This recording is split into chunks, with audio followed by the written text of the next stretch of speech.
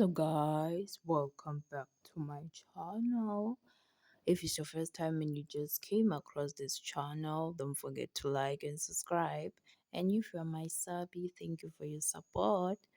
So guys, Nakud, I don't even know how to pronounce her name, but I think she's Nakud or something like that.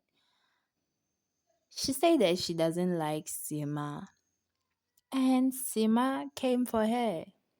And Sima responded and said, she's ugly.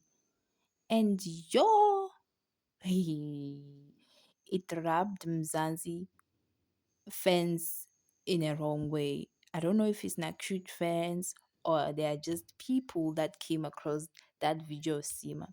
They were actually saying that Sima is lying about the fact that she's saying that Nakshut is ugly. She is the one that is ugly. She should have looked at herself before she said Nakshut is ugly. And as for my opinion, Mina, the only thing I see here is two beautiful, gorgeous women who are, I don't know if I should say, who are looking down on each other.